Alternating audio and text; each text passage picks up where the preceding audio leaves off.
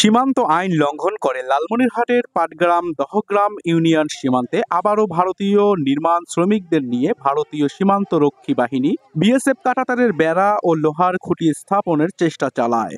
খবর পেয়ে ঘটনাস্থলে গিয়ে বিজিবি বাধা প্রদান করলে নির্মাণ কাজ বন্ধ করতে বাধ্য হয় বিএসএফ এর সদস্যরা। বিজিবি ও স্থানীয়রা জানায়, সকাল 11:30টার দিকে লালমনিরহাটের পাটগ্রামের দহগ্রাম ইউনিয়নের 8 নম্বর ওয়ার্ড এলাকায় ভারত বাংলাদেশ সীমান্তের শূন্য রেখায় প্রায় 100 গজ এলাকায় আবারও কাঁটাতারের বেড়া নির্মাণ করতে থাকে বিএসএফ। উভয় দেশের আন্তর্জাতিক সীমানার 150 গজের একদম শেষ অংশের শূন্য রেখায় মাত্র 3 থেকে 4 গজ স্থান ছেড়ে লোহার খুঁটিতে 3 থেকে 4 ফুট উচ্চতা বিশিষ্ট কাঁটাতারের বেড়া স্থাপন করতে থাকে বিএসএফ। বিষয়টি জানতে পেরে দহগ্রাম আঙ্গরপোতা বিজিবি ক্যাম্পের টহল দলের 4 জন বিজিবি সদস্য ঘটনাস্থলে গিয়ে বেড়া নির্মাণে বাধা প্রদান করে।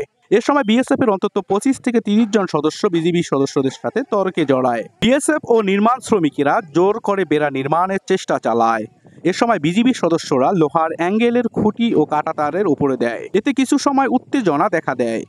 এক পর্যায়ে বিএসএফ সদস্যরা কাজ বন্ধ করে এবং অ্যাঙ্গেলের খুঁটি ও কাঁটাতার নিয়ে চলে যায়। বিজিবি এ ঘটনার প্রতিবাদ জানিয়ে পতাকা বৈঠকের জন্য আহ্বান জানায়। এ ব্যাপারে বর্ডার গার্ড বাংলাদেশের রংপুর 51 ব্যাটালিয়নের অধিনায়ক লেফটেন্যান্ট কর্নেল মোহাম্মদ সেলিম আল দিন বলেন, সেক্টর কমান্ডার পর্যায়ে সিনিয়র ঊর্ধ্বতন বিএসএফ এর কর্মকর্তাদের সাথে বৈঠকে লিখিত সিদ্ধান্ত হয়েছে 150 গজের মধ্যে কাঁটাতারের বেড়া নির্মাণ করবে না তারা।